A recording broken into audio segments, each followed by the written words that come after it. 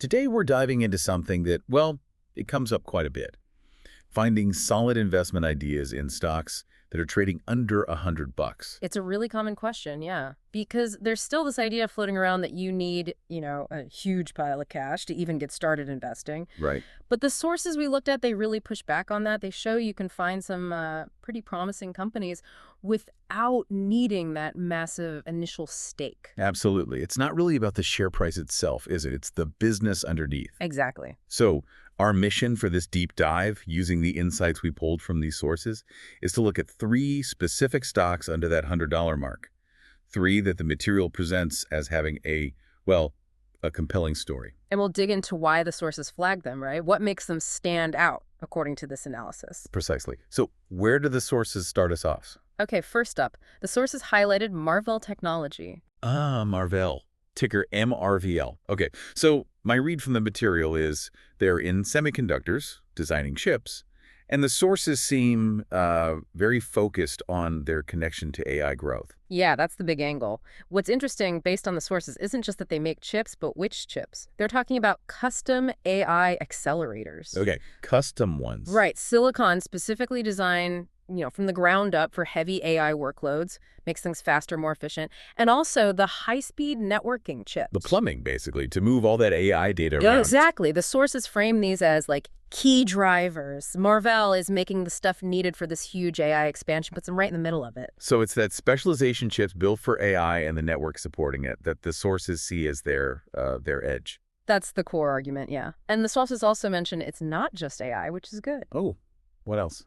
Well, they're also in other areas needing advanced chips. Things like 5G infrastructure, automotive tech cars need more and more silicon these days, and also enterprise data solutions. So a bit diversified then. Right. And according to the sources, that diversification helps reduce their reliance on, any single thing happening in just one industry. Makes sense. So the overall picture the sources paint is, look, industries are going digital, they need faster processing, better connections. Marvell is positioned right there for continued growth. Okay, that paints a clear picture for Marvell tying into these big tech trends. Let's shift gears a bit, moving from, say, the digital infrastructure to how we actually use money digitally. The second stock the sources flagged is Block. Yeah, Block. Used to be Square, of course, ticker ISQ. Right, Square. So what's the story here according to the sources? Well, the material basically describes Block as, a real force in fintech, financial technology. Right. They have those 2 big ecosystems, right? There's Cash App, the mobile payment thing, super popular. And then there's the Square ecosystem. That's more the business side payment processing, the little white card readers, software solutions for small and medium businesses. And the sources seemed pretty keen on the growth in both of those. I remember reading Cash App is doing more than just payments now. Absolutely. That's key. Cash App isn't just Venmo anymore, right?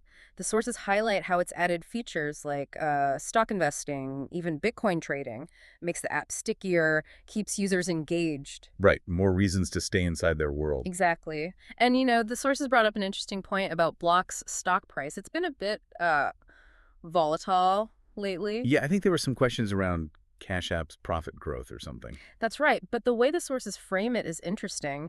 They suggest that these dips, this volatility, might actually be seen as, a potential buying opportunity if you're a long-term investor. Okay, so the argument is ignore the short-term noise, look at the fundamentals. That seems to be the perspective presented, yeah. The sources argue that the basic business, helping people and businesses manage money digitally, is super strong. It's tapping into this huge global shift. Towards digital everything, basically. Pretty much. And as more commerce and business operations go digital, Block, with its established platforms, is just really well placed to benefit from that whole trend. That's the takeaway from the sources. Okay, leveraging that big digital shift. Got it. All right, third stock. The sources took us in a different direction here, more towards consumer behavior and changing laws. DraftKings, DKNG. Right, DraftKings. The sources position them as one of the top dogs in online sports betting and iGaming, specifically in North America. And the main story there is just more states opening up to betting. That's the core thesis in the sources, yeah. The growth runway comes directly from legalization. Every time a new state says yes to online sports betting, DraftKings has a new market to potentially enter. It seems like they had a bit of a head start too, didn't they, from their daily fantasy sports background? Yeah, the sources definitely note that. That brand recognition from fantasy sports gave them a leg up in acquiring customers when real money started rolling out legally. Okay, so brand recognition helps. What else did the sources point to? They also mentioned the platform itself, saying it's engaging, has lots of betting options, uses incentives effectively to keep people coming back. User retention seems strong. Right. And a really important point the sources make is about scalability, Mhm. meaning they can basically take their existing tech, their existing infrastructure, and roll it out into new states relatively efficiently. They don't have to reinvent the wheel every single time a new market opens up.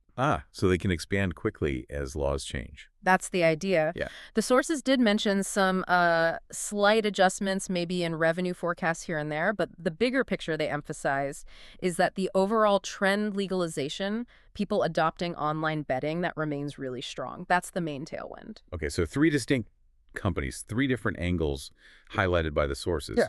But the material didn't just talk about specific stocks, did it? There was some broader advice. Oh, yeah, absolutely crucial context, important considerations, especially when you're looking at stocks under $100, which can sometimes be, younger companies or in faster moving sectors. Like volatility. Exactly. The sources really hammer this home. Stocks in this price range can be more volatile than your huge established blue chip giants. You just need to be aware of that, prepared for potentially bigger swings. And diversification came up a lot, too. A lot. The sources strongly advise against putting all your eggs in one basket. Even if these three stocks sound compelling based on the source analysis, concentrating your capital is risky. Spreading it out is key. Makes sense. And probably the single biggest takeaway, the thing the sources repeated over and over. Let me guess. Do your own research. You got it. Absolutely essential. We're summarizing what the sources said, but they were crystal clear. You, the listener, have to do your own homework, your own due diligence. Because our situation, our risk tolerance, it's all personal. What works for one person might not work for another. Precisely. Your own deep dive is non-negotiable before making any decisions. Okay, so quick recap from the sources then. Marvell Technology, strong position in AI and connectivity chips. Right, leveraging those big tech shifts with specialized silicon. Then Block, the fintech player with Cash App and Square ecosystems. Potential long-term growth despite maybe some near-term volatility. And DraftKings, leader in the expanding U.S. sports betting market, riding that wave of legalization. Yep, capitalizing on regulatory changes and consumer adoption. But always alongside those specific ideas, the sources stressed. Watch out for volatility. Make sure you diversify. And most importantly, do your own thorough research. Always. It seems like the underlying message from the sources is that finding growth potential, especially in these evolving areas like AI, fintech, online betting, it's definitely possible, even at lower price points. For sure. But that potential, as the sources point out, always comes with risk. It's tied to how these industries actually develop. Market swings, competition, all of that. So the challenge and the opportunity is sorting through that. Exactly. And successfully doing that, according to the sources, really comes down to how well you understand the companies and the risks involved, based on your own research. Definitely something important to keep in mind. Well, thanks for digging through these sources with us on this deep dive.